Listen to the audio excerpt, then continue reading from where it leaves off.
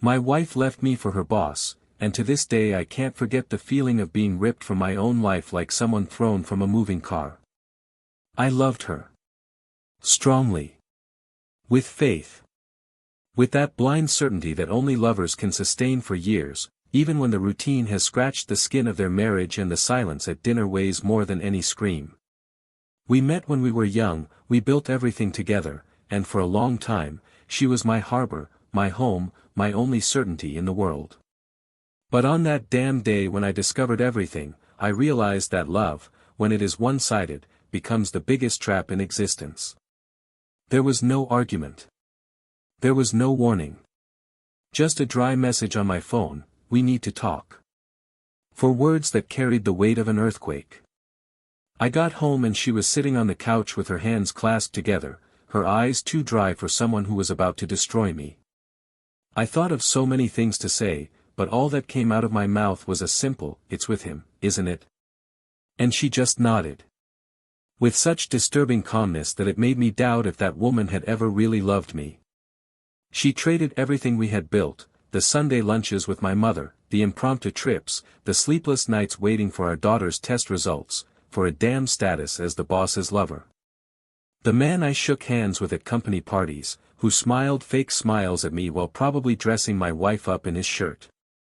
But the worst part wasn't being betrayed. The worst part was the way they tried to paint me as the villain. As if I were the cold, distant man, obsessed with work, who didn't notice the woman next door. They rewrote our story with the ink of cowardice, trying to justify the injustice with pretty words. And that was unforgivable. I didn't scream. I didn't cry in front of her. I just got up and walked away. My mind was racing, my heart was pounding in my chest, and I silently decided that I wasn't going to let this go. When you lose everything, there's nothing left to lose, and that gives you a terrifying amount of power. I hired a lawyer, the best one money could buy, and I promised myself that they would regret messing with me. They laughed. They laughed at the lawsuit. They laughed at the notifications. They laughed when my assets were temporarily frozen due to their legal maneuvers. They laughed until they couldn't breathe anymore due to their arrogance. But what they didn't know is that I had patience. And I had evidence. And I was thirsty. Thirst for justice. Not revenge. Justice. Because I didn't just want them to pay. I wanted them to never be able to sleep in peace again, knowing that they had destroyed someone who would have given his life for them. And when the truth came out, when the hearing arrived and the two of them were there, side by side, holding hands, confident as if they were about to sign a promotional contract, my lawyer, with the surgical coldness of someone who knows exactly where to cut, revealed everything.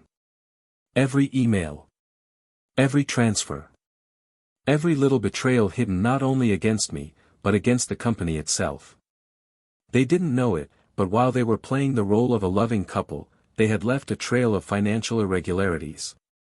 Trails that, exposed there, in court, turned a simple case of adultery into a corporate scandal. The room fell silent. She could no longer hold her pose. Her face, so proud before, now brimmed with despair. Her boss, now ex-boss, was sweating like a pig in a furnace. And for the first time, I saw something in her eyes that I had never seen before, fear. They knew they had lost. That this story of forbidden love would not yield a happy ending, but rather headlines, lawsuits, and a public shame that would follow them for the rest of their lives. After that, the requests came. The messages. The calls. Please withdraw the lawsuit, we were confused, you are also to blame for all this. They offered me money. Silence. Even a tearful apology with empty words that never meant anything. But I wasn't joking. Because whoever destroys a heart, also destroys a home. And whoever destroys a home needs to know the price it costs. The action followed. The court ruled. And the result shocked everyone. Not just for the turn. But because, in the end, they didn't just lose their reputation. They lost what they valued most: power, prestige, freedom. And I left there with my soul in pieces, but with my head held high, ready to start over. But what no one expected was what happened next. Because as I was rebuilding myself from the ashes, a new name entered my life. Someone who wasn't part of the story, but who would end up becoming the sweetest and most unexpected twist to all this pain. But after all, what happened to them after the sentence, and who was the woman who appeared at the end, changing everything? You may think you know, but the truth is much more shocking than any soap opera ending. Welcome to the channel. Here, we do not support any kind of betrayal. On the contrary, we show with stories fictional real damage that disloyalty causes in the lives of those who trust. Each narrative is a warning, a lesson, an open wound transformed into a voice. Get ready to listen now. A shocking story, intense and unforgettable. Take a deep breath, the truth hurts. But it needs to be told. Jason and Clara seem to have been sculpted for each other, with the delicacy and fit of two pieces of a puzzle calmly assembled over the years. They met while still in college, at an event he almost didn't go to. Jason was methodical, disciplined, the kind of person who organized his life with spreadsheets and prided himself on never missing a deadline. Clara, on the other hand, seemed to be made of wind and art, an architect full of loose ideas, with a sketchbook always under her arm and a constant habit of moving the furniture around the house when she needed to think. What for many would be an impossible combination, for them was precisely what made them work. While he offered structure, she brought lightness. While he worried about the next 5 years, she taught him how to enjoy the now. They married early, but not on impulse. It was a mature love, lived in silence in libraries, in long conversations late into the night, and consolidated on days when there was nothing to do but exist by each other's side. Clara always said that true love is not proven in extraordinary moments, but in everyday life, in sharing a cup of coffee or in the comfortable silence of a rainy afternoon. Jason smiled at that. For him, love was in the details, in the notes left on the table, in the subtle touches on the arm during a meeting, in the small concessions that no one else saw.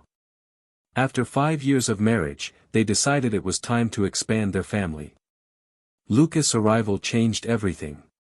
Jason, who was already dedicated to his work, now redoubled his efforts to ensure a stable future for his son. He began taking on bigger projects at the company, dealing with pressure, aggressive goals and unpredictable schedules, but he never missed a single school presentation. Clara, in turn, gave up her personal projects for a while. Her office was moved to the guest room, her sketches became rarer, and almost all of her time was dedicated to motherhood. Despite the differences in rhythm, they found themselves in the same bed every night, with the same desire to continue being each other's base. Or at least that's how Jason saw it. He was an operations manager at a multinational technology company, respected, stable and reserved. He was never the charismatic type who wins over with words, but with actions. Clara used to say that he was the kind of man that no one noticed right away, but that once you got to know him, it was impossible to forget. Clara was now working at an architecture firm led by a strong name in the market, a renowned office that focused on sustainability and urban design projects. She was admired for her creativity and the way she threw herself into challenges with a passion not seen elsewhere. Their lives were somewhat predictable. They traveled once a year, had dinners on the weekends, met their parents on special occasions, and the routine, although tiring, had a sense of stability. Their bedtime conversations were shorter, yes, but they still existed.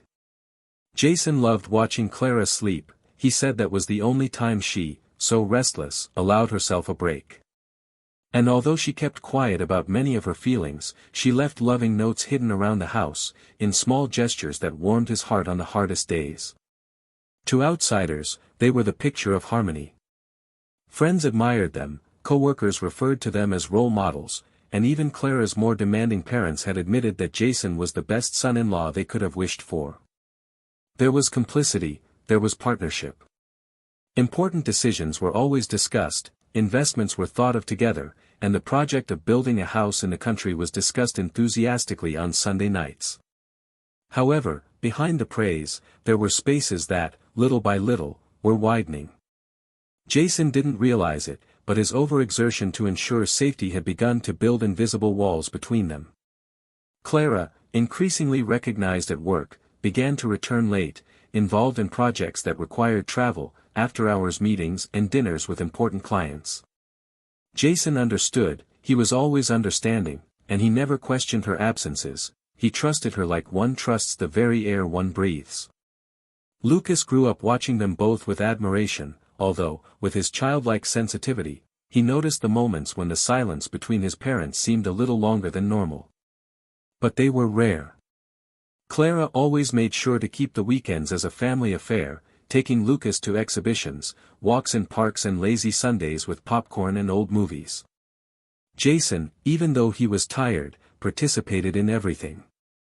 He kept his worries to himself and made a point of keeping the home running like clockwork, punctual, present, protective. They had rituals.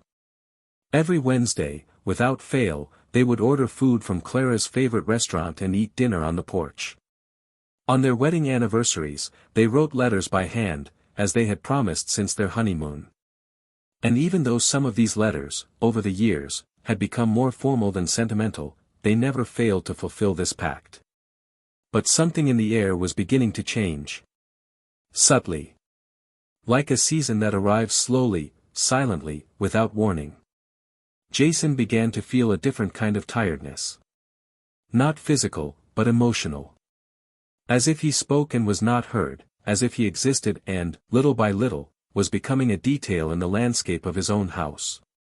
He began to notice Clara's absences not with suspicion, but with longing. A longing that was not only for her, but for what they had been, for what they believed they were. He tried to rekindle their connection with small surprises, improvised dinners, even a weekend away, just the two of them, but she refused, claiming a tight deadline. Clara, for her part, seemed increasingly distant. Jason didn't know it, but there were times when she stared in the bathroom mirror trying to recognize the woman she had become. I had everything I had ever dreamed of professionally, I was respected, praised, I had a voice, I had space. But inside him, something echoed, a restlessness, a nagging doubt about what he had left behind in the name of what he had built. Sometimes he smiled at Jason tenderly, but inside he carried a whirlwind of feelings he couldn't name. The firm's environment also changed. Clara's boss, an intelligent, eloquent man with a keen eye for talent, had begun to approach her with an admiration that went beyond the professional. Small attentions, precise compliments, cordial invitations to work lunches that lasted until early evening. Clara saw no malice in this. Or I'd rather not see. And Jason, on this side, without knowing anything, continued to believe that the delays were part of a world that was not his, the world of projects, deliveries, and unattainable deadlines. Yet, even as they grew apart, there was a thread that kept them connected. On Lucas's birthdays, when his son was sick, on the days when the world seemed heavier, on those days, Clara would once again be the woman Jason recognized. And he, even though he was confused, continued to believe that it was all just a phase.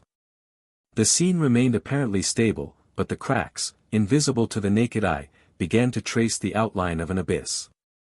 An abyss that, although neither of them realized it yet, was about to swallow everything they had built. Life, with its cruel irony, was just waiting for the right moment to show that even the most solid of castles can crumble if the foundations are eroded in silence.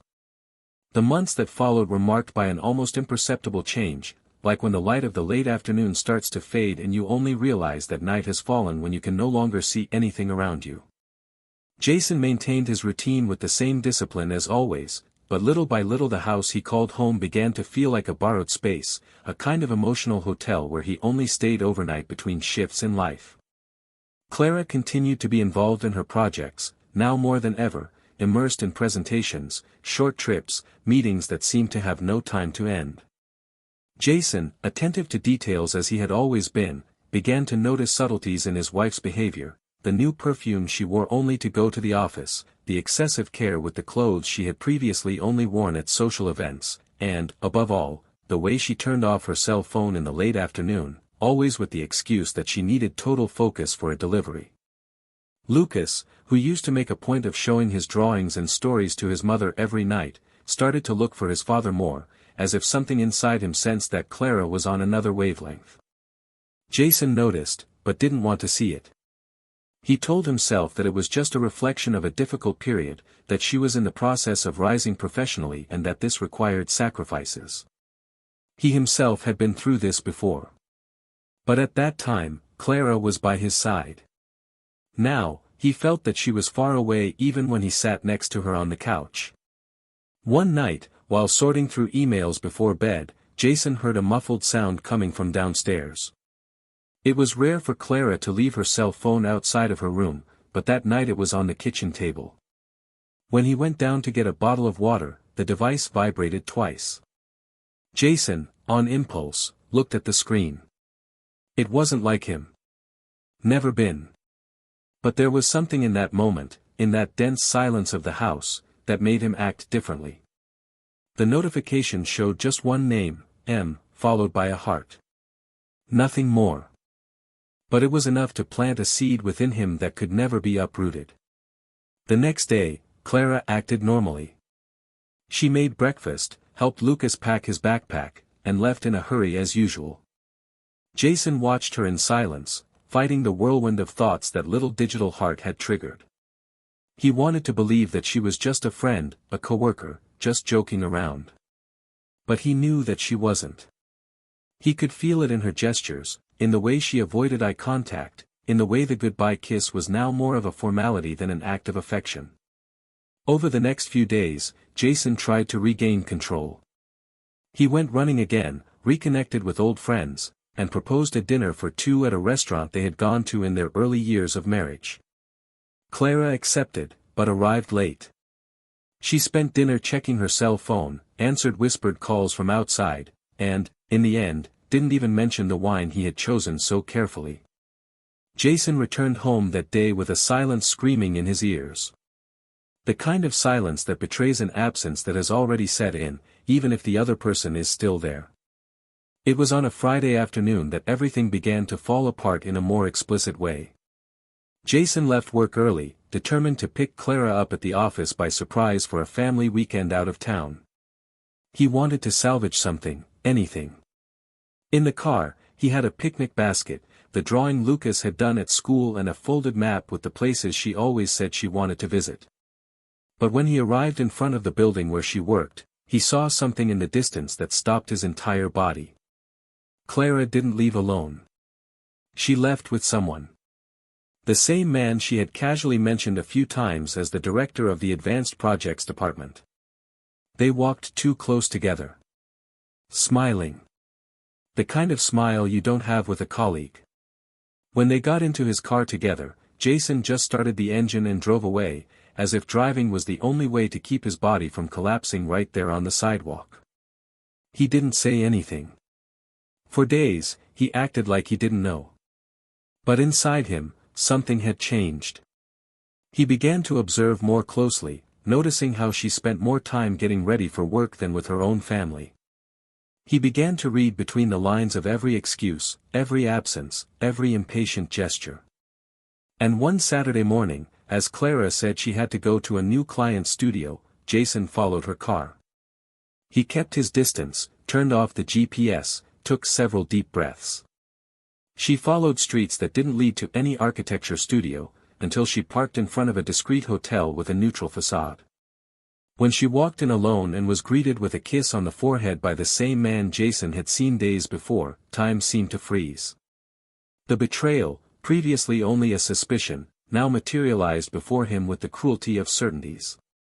Jason didn't get out of the car. He stood there for almost an hour, motionless. He didn't cry. He didn't scream. But he felt a weight in his chest that seemed to want to tear his skin from the inside out. She walked home slowly, with trembling hands and an emptiness where love used to live. That night, Clara arrived late. She said the client had kept her engaged longer than she expected, that the project was demanding and that she couldn't switch off her mind. Jason just nodded, set the table for dinner, and sat across from her like someone observing a stranger. For the first time, He realized he no longer knew who the woman who shared his bed was. Her eyes shone, yes, but it was another kind of shine. It wasn't for him anymore. The weekend was lived with rehearsed delicacy. Clara smiled at Lucas, told stories, and made a cake on Sunday afternoon. Jason watched her silently, without judgment, just with the brutal clarity of someone who knew too much. And it was there, while Clara laughed with Lucas on the couch, that he decided he wouldn't let that go. Not for revenge, but because something inside him cried out for dignity. I couldn't pretend I didn't see it. I couldn't keep quiet any longer. He needed to act. On Monday, before work, Jason scheduled a meeting with a lawyer. He didn't know what he would do yet, but he knew he had to be prepared. He gathered documents, statements, bank records. He searched his recent past for clues. With each piece of evidence, each secretly read message, he felt the ground crumble beneath his feet. But he maintained control. Not out of weakness, but out of strategy. Meanwhile, Clara continued to live between two worlds. She continued to attend to her family commitments, but her energy was elsewhere. The furtive glances at her cell phone, the suppressed laughter as she read messages during dinner, the solitary smiles on the porch, all of this screamed truths that she insisted on disguising with rehearsed naturalness. Jason pretended to believe. He kept everything to himself. He made mental notes of the details. Because he knew that soon he would have to face the chaos head-on. And when he did, he wanted to be armed with more than just grief, he wanted the truth, and he wanted justice. It was on a Thursday night, almost 2 weeks after that hotel, that everything finally came to light. Jason arrived home early and told Clara via text that he would be at happy hour with colleagues. She responded with a heart emoji. He, in turn, turned off his cell phone and stayed in the car, parked a few meters from the house. He watched as Clara left, overdressed for a night's rest. He waited a few minutes and followed, discreetly, until he saw her enter the same place again. Only this time, Jason didn't stay in the car. He walked into the lobby, ordered a glass of wine from the bar, and waited. When he saw the two of them cross the corridor hand in hand and disappear into the elevator, he was sure it was the end. But that wasn't the end of the story. Because what Jason didn't know, as he watched them disappear, was that behind that betrayal there was something much bigger being hidden. A secret buried deep, about to emerge with devastating force. Something that would not only explain Clara's choice, but would also forever change what he thought he knew about himself, about her, and about everything they had built. The silence between them was already so thick that any word seemed like a dangerous risk on a surface about to crack.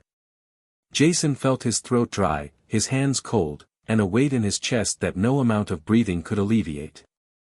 Across the table, Clara remained with her gaze fixed on the untouched glass of water. She knew that this meeting was not just a conversation, nor a chance to rebuild. It was a sentence. And despite trying to maintain a calm expression, her fingers trembled on the napkin folded so tightly that the folds actually tore the paper. Jason finally looked up and stared at the woman who had once been everything to him. There was no anger in his eyes. No pain. Just a kind of silent mourning, the kind of feeling that doesn't explode, but slowly consumes until only emptiness remains. He pulled a manila envelope from inside his briefcase, placed it on the table and slid it toward her without saying a word. Clara hesitated for a few seconds before opening it. Inside, there was only a printed document and some certified copies. When he read the title, his entire body stiffened. Jason finally broke the silence. This is an official notification. You and your partner are being sued. But it's not just for adultery, Clara. That's not what destroyed me. It was the double betrayal. The personal and the professional. Clara frowned, confused, her eyes scanning the paper in a hurry. Jason continued. You two thought you were having a secret affair, but you left traces. And those traces revealed much more than you imagine. It wasn't enough to betray me as a husband, right? You also had to hurt me as a professional, as a man who built his own path with honesty. Now, it's my turn. His voice didn't tremble. It was firm, precise, cutting. Clara dropped the paper as if it had burned her fingers. She tried to compose herself, but her eyes were already watering. Jason, please listen to me. He raised his hand, cutting off her attempt to explain. I've heard too much. And the worst is yet to come. Clara froze. Jason pulled another document from the folder. This one had the company's letterhead. He handed it to her without saying anything. When she read it, an expression of disbelief took over her face. Her skin went pale. Her racing heart was now reflected in the ragged sound of her breathing. This can't be right, she said with a choked voice. Jason crossed his arms, observing every detail of her reaction. You cheated on me with the wrong man, Clara. And now you'll understand what it means to play with fire in your own minefield. She stood up in a rush, pushing her chair back, and paced in circles, trying to absorb the contents. How is that possible? He didn't tell me anything. He assured me that. Jason leaned forward. That everything was under control. That he could take risks because I was the distracted idiot at home, while you two took advantage of other people's trust. Clara sat down again, dazed. She looked around as if she expected someone to interrupt this nightmare. But the nightmare was real. Jason picked up a third envelope. This time, it wasn't a document. It was photos. Dates. Printouts of transfers. Emails between her and her boss. Clara put her hands to her face and began to mumble something that not even she understood. Jason moved closer to the edge of the table. It didn't end there. The secret you never thought I'd find out is in these pages. He opened the laptop he was carrying with him. He turned it slowly so she could see it. Then he pressed play. A video began to play. There was no sex. There was no kissing. It was a recording of the board meeting that Clara had not been a part of. But in it, her lover, the man with whom Clara had betrayed not only her marriage, but the entire structure of their life, was appearing, confessing in an ironic tone that he used insider information from the firm to redirect contracts. Details of Jason's team's projects were passed on by Clara, who believed they were simply sharing ideas to feel closer. She put her hands over her mouth in shock. Jason didn't stop. You betrayed me, yes. But you handed over confidential documents that I, as COO, signed with blind trust. I was about to close $1 million contract that would sustain our company for 5 years. You and he sabotaged that contract, redirecting it to a shell company that, coincidentally, was later sold to him. Clara's face began to crumble into silent tears. Jason continued. What you didn't expect was that the company's internal legal department would do a sweep after an anonymous complaint. And that this complaint was mine. When Clara looked up, she was devastated. Jason, I swear I didn't know that. He told me he just wanted to help me, that it was a way to grow quickly within the structure, to show my capabilities, to make our name shine together. Jason shook his head. You trampled over everything we built. Me. Our son. Our history. You betrayed every inch of our home to a man who used you as bait and who is now being investigated for corporate fraud. She stood up unsteadily. She tried to get closer. Jason stepped away. Don't touch me. I went to hell because of you. And came back. And on that return, I brought everything with me. Clara cried uncontrollably. I never wanted this. I just wanted to feel alive again. The work, the recognition, his admiration.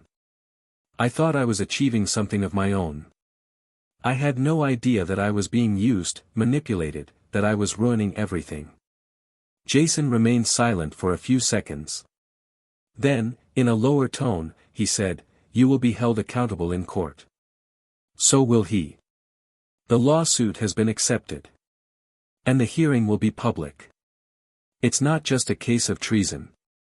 It's corruption, leaking of strategic information, and corporate damage. And since everything was in my name, for record purposes, you can also be held accountable for co-authorship. Clara collapsed in her chair. Her tears were now pure despair. Jason closed his laptop, picked up the documents, and put them away with care. Before leaving, he looked at her once more. You lost me. But not just me. You're also going to lose everything you thought you were building with him. Your world has collapsed, and you didn't even realize that the one who pulled the first stone was you.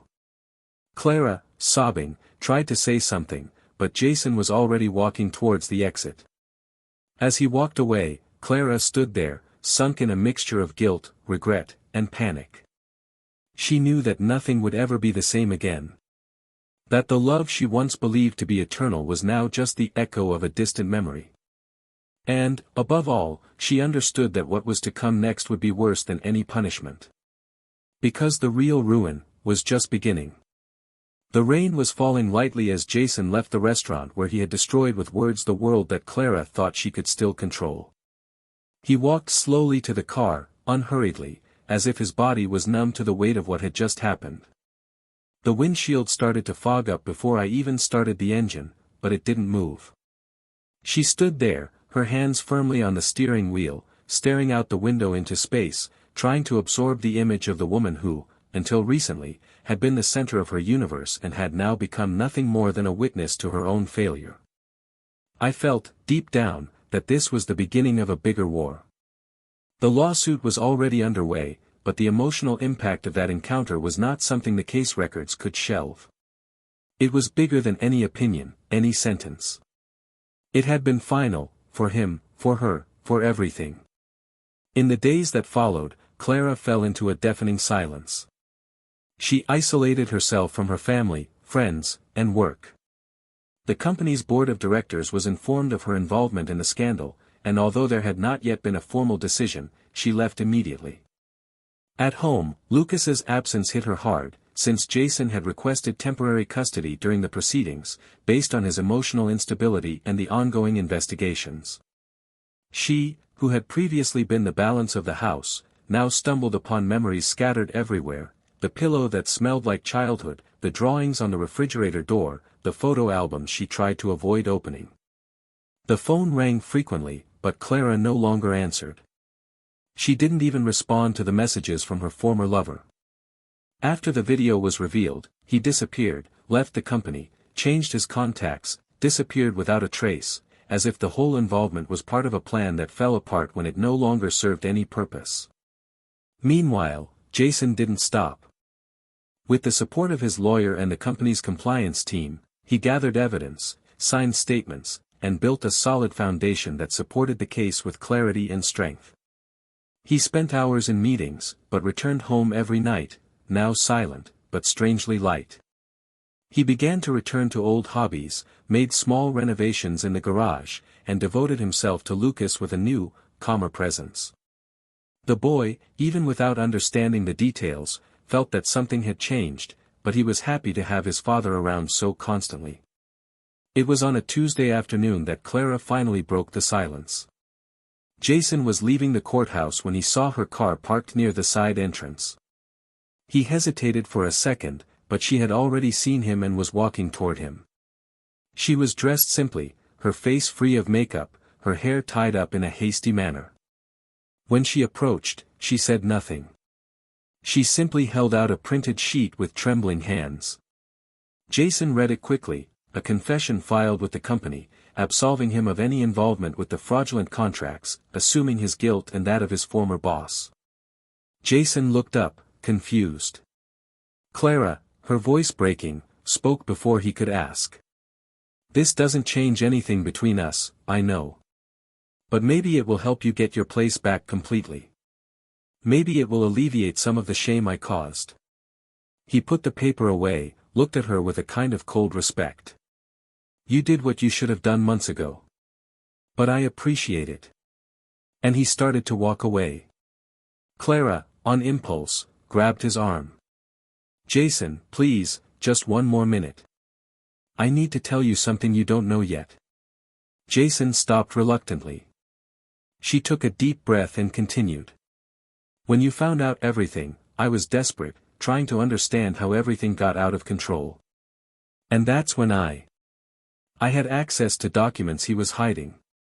Not just the transfers, but records in third-party names, accounts opened in tax havens.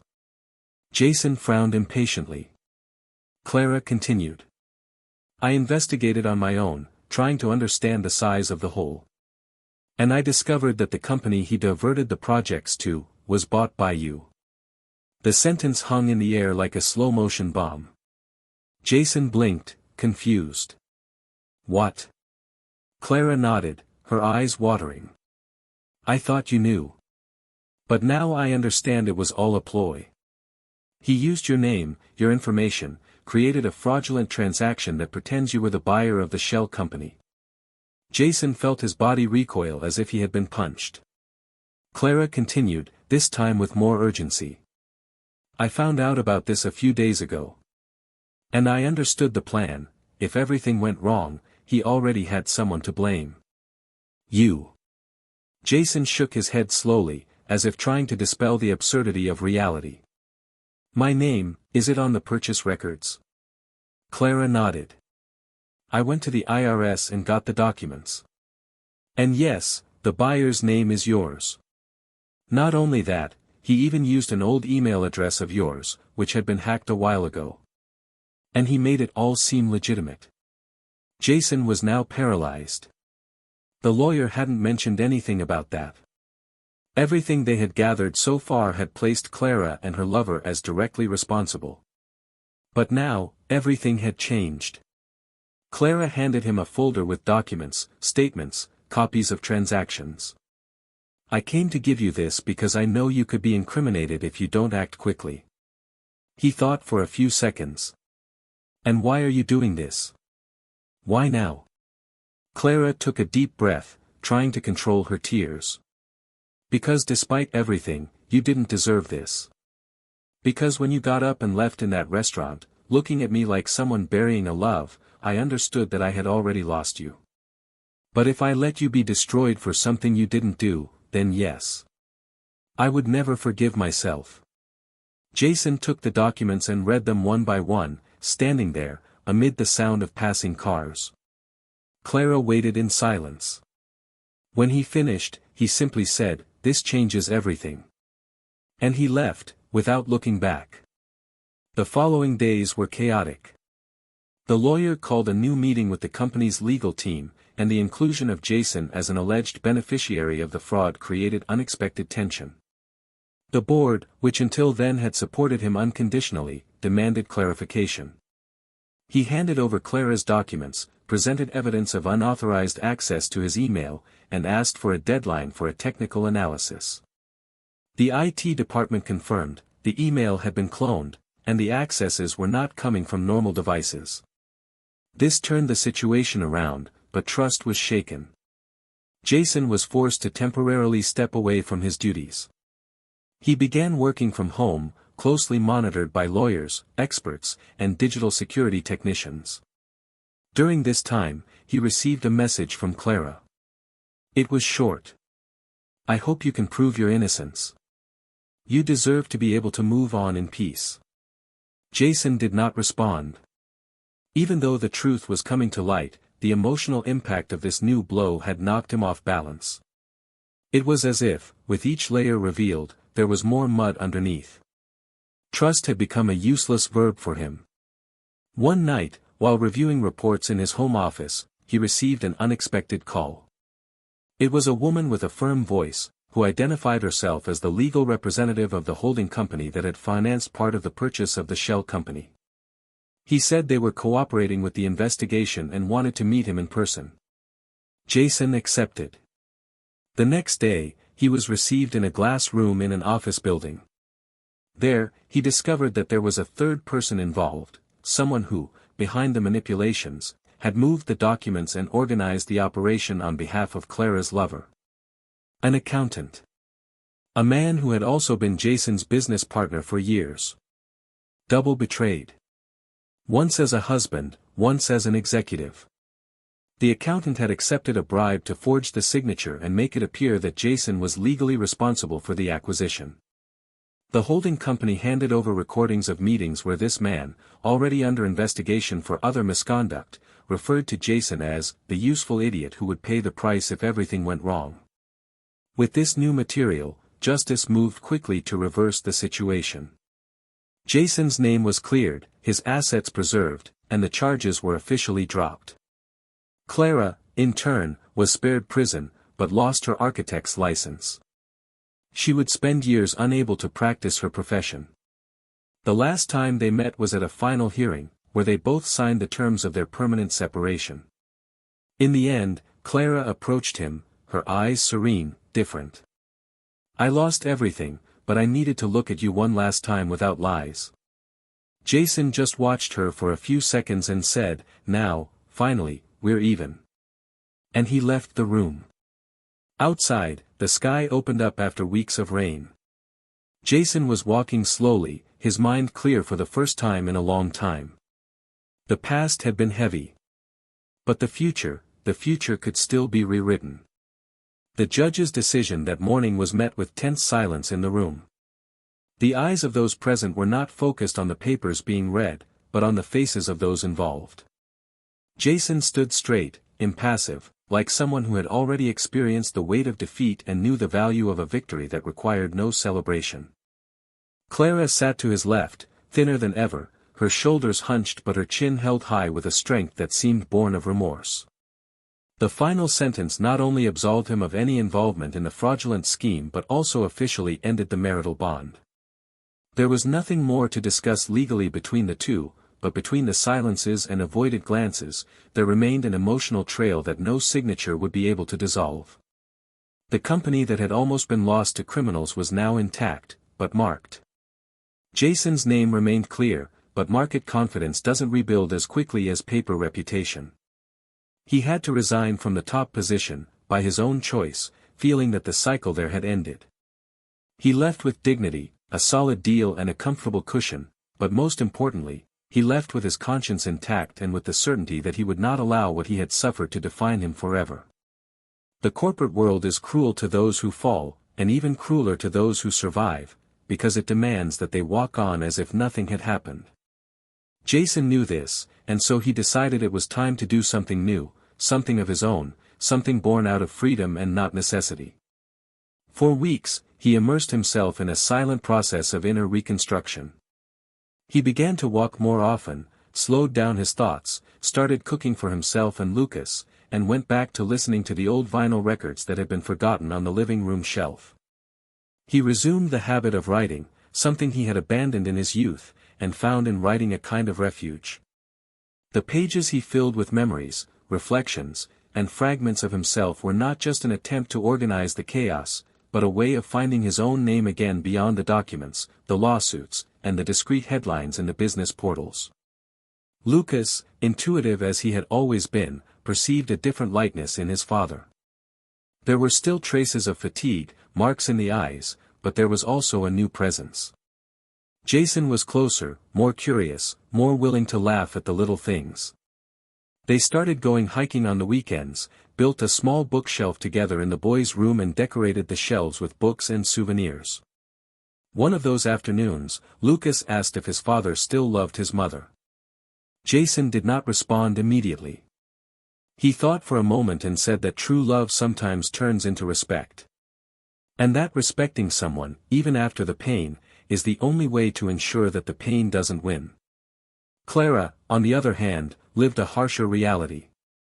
After losing her right to practice as an architect, she tried to find other avenues, but her name, once associated with the scandal, had become difficult to rehabilitate. Her friends drifted away, her colleagues avoided mentioning her career, and even social media seemed deserted when she tried to interact. She went to live with a distant aunt for a while, selling crafts that she made with her restless hands, while she tried to think of a way to move on. She wasn't looking for pity or forgiveness, just some kind of meaning that would make all of this worthwhile.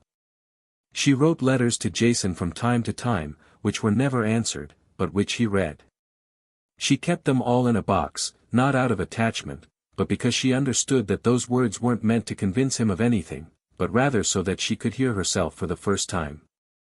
In one of these letters, Clara spoke about the feeling of emptiness when waking up and having nowhere else to go, about the difficulty of facing her own image in the mirror without looking away. And, mainly, about the memory of the good days, those that seemed eternal and that were now just a photograph stuck in some corner of the memory. Jason read it with a strange serenity. There was no more hurt, no more resentment, but there was no nostalgia either. There was just a keen awareness that it had all happened, that it had been real, and that it was now part of a life that would never be the same again. The case of Clara's former boss took on greater proportions. A federal investigation was launched, and other names came to light. Shell companies, money laundering, use of front men, bribery. A scheme much bigger than Jason imagined, and which ended up revealing connections with other market figures that he considered trustworthy. He was even invited to testify at one of the hearings, and his speech was decisive in opening new cases. As he left the courthouse that morning, he had the feeling that, for the first time, the end was truly near. Not the end of the story, but the end of the weight she carried. In the midst of all this, a new presence began to quietly emerge. Mariana, a woman with calm speech and eyes that smiled before words. They met by chance in a small coffee shop, where Jason started going to write. She owned the place, the daughter of immigrants, and was passionate about old books and apple pies made with real cinnamon. The connection was subtle, unhurried, without explicit intentions. They started with conversations about coffee, then about literature, then about music. Jason never mentioned his past. And Mariana never asked. It was as if they both knew that sometimes the most important thing is not knowing what happened, but being willing to discover what might still be there.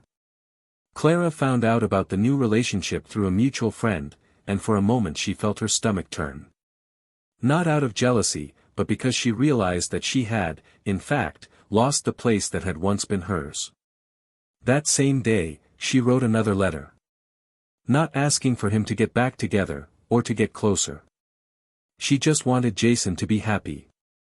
That she knew that, despite everything, she was rooting for him.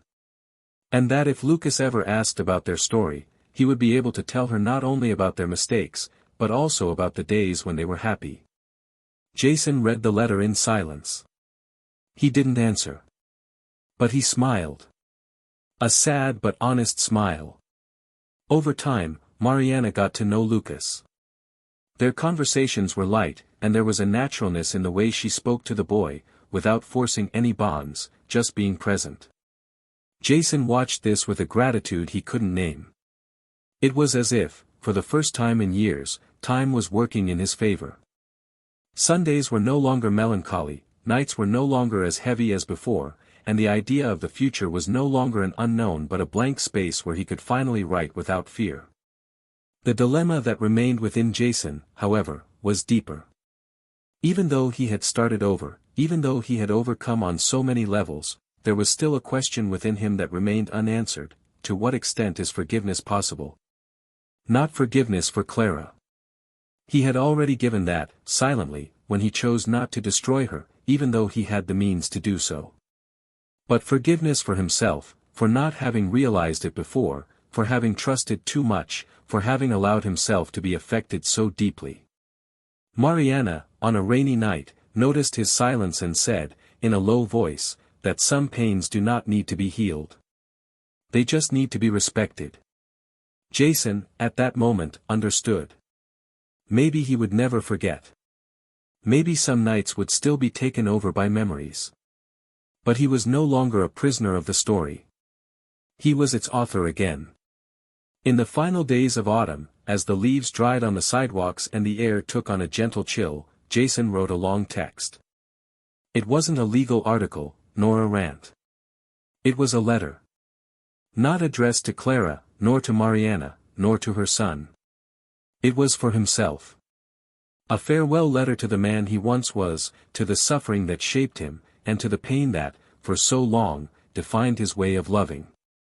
Folding the paper, he stored it in a wooden box, locked it, and placed it on a high shelf. Not to forget, but to remember that every ending, when well ended, is always an invitation to begin again. And he was finally ready for it.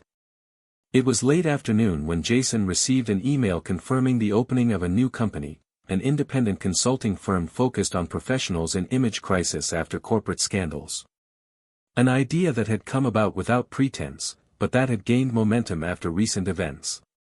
The pain left by the past had become a bridge to something greater. His experience, his in-depth knowledge of the system, his connections and, above all, the authority of someone who had lived through hell and come back with his soul intact made him a real, human reference, and no longer just a theoretical one. That company, even though small, represented more than a new job. It was the chance to help others get back on their feet with dignity, and, perhaps, heal the scar that still throbbed in the quietest of nights. His relationship with Mariana evolved naturally. She didn't ask about the past, but she gave him space to talk if he wanted to. Jason, little by little, let pieces of his story slip out, not as a confession, but as someone sharing layers of himself with someone worthy of listening. Lucas seemed comfortable with her, and although he had never spoken explicitly about Clara in the presence of his father's new partner, he knew there was a kind of implicit respect, like a silent rule that they all followed, each thing in its own time, without rushing, without comparisons. Mariana, on the other hand, had her own ghosts, and perhaps that was why she knew how to deal with Jason so well. She didn't try to save him, she just walked by his side, firm, present. One night, Clara called. The number appeared on the screen and Jason hesitated before answering. On the other end, the voice was weak, but not shaky. It was a voice that no longer sought to move, but simply to communicate. She said she had gotten a job at a cultural NGO in another state, helping social projects related to art and the rehabilitation of women who had been in prison or abused. She said she would be leaving the city in a week and that she would like to say goodbye to Lucas in person, if possible. Jason listened in silence and simply replied that he would think about it. After hanging up, he stared out the window for a few minutes, as if searching the sky for an answer that would not come. He knew he could not make this decision alone. The next day, she called her son to talk. They sat in the garden, among pots of hydrangeas and the faint smell of wet earth. Jason explained his mother's request in simple words. Lucas listened attentively. Finally, he asked if he would be there too. Jason nodded. The boy took a deep breath and said he wanted to go. He wanted to look into her eyes and understand what had changed.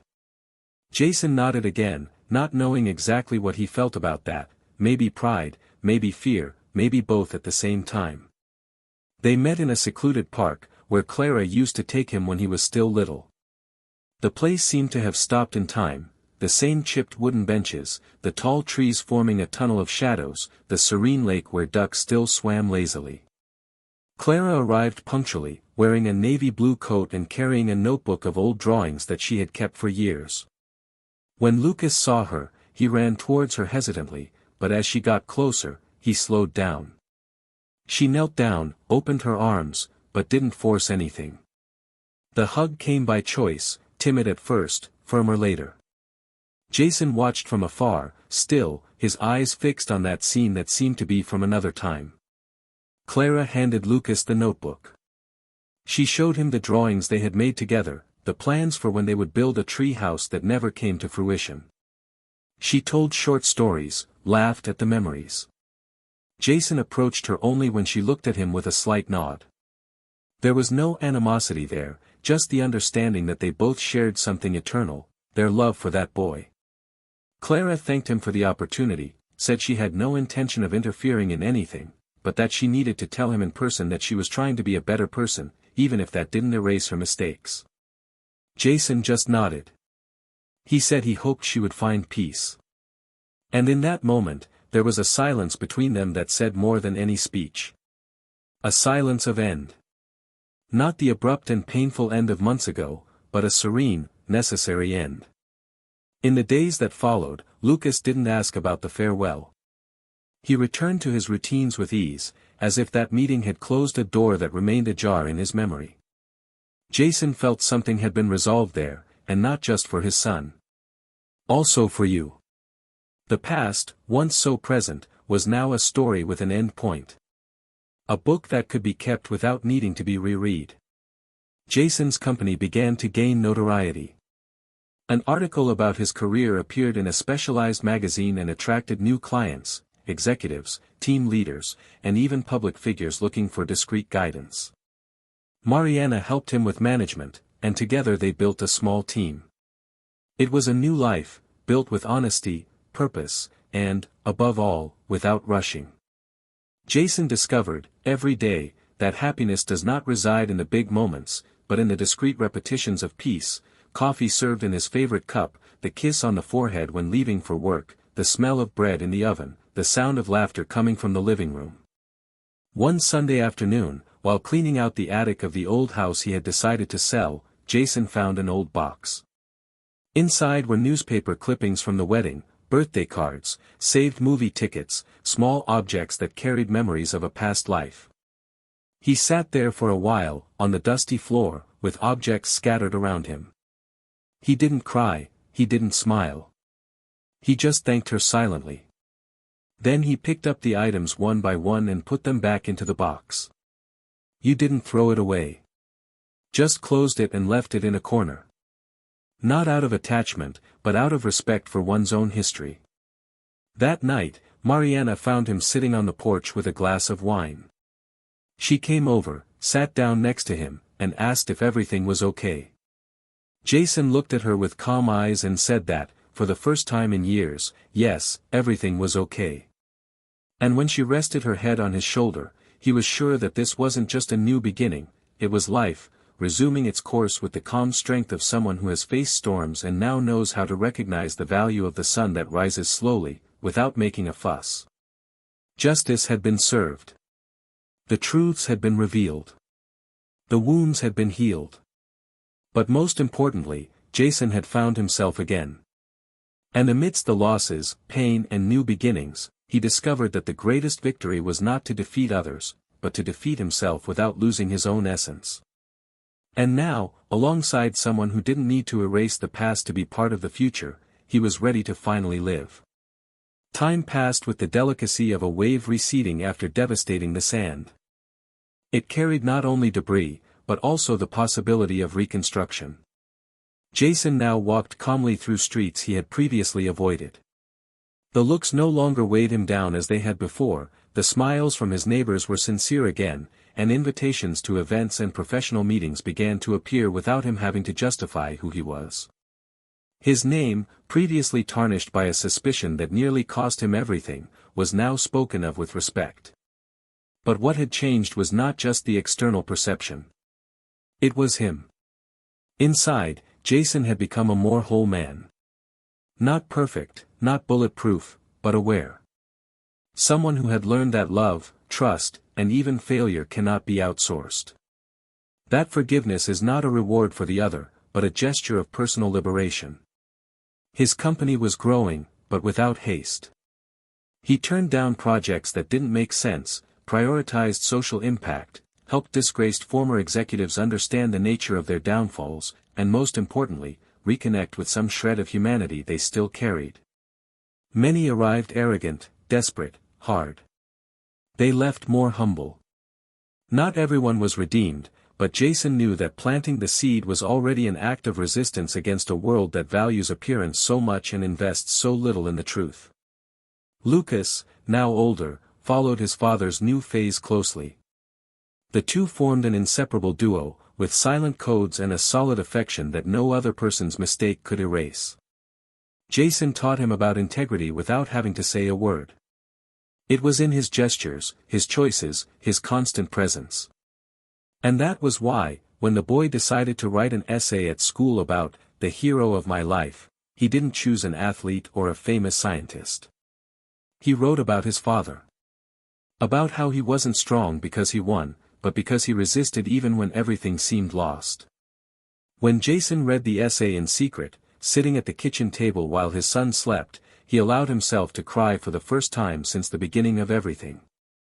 Not out of pain, but out of gratitude. Mariana, always by his side, maintained the calm and smile that won him over from the first coffee. She never wanted to take anyone's place, she never demanded promises, but she was there, firm, weaving a new life by his side with the care of someone who knows the value of what was broken. Jason realized that with her, love didn't have to be dramatic to be true. It was in the simple gestures, in the long hugs at the end of the day, in the jokes that only the two of them understood, that he found a peace that he had not known even in the best years of his former marriage. It was a mature love, without illusions, but also without reservations. Clara went on her way away from there. Working at the NGO brought her a new dimension of pain, now no longer just as someone who suffers, but as someone who welcomes. Every day I dealt with women who were broken inside, betrayed, abandoned, forgotten by a system that judged them before listening to them. In this experience, he understood the extent of his own mistakes. It wasn't just about what she had done to Jason, but how far she had strayed from her own essence. Clara no longer tried to redeem herself in his eyes, nor in her son's. He finally understood that certain losses are definitive. But she also understood that this didn't stop her from doing something meaningful with the time she had left. She began giving lectures on professional ethics, created design workshops for ex-prisoners and began writing about everything she had experienced. Not with self-pity, but with a critical, honest, painfully lucid look.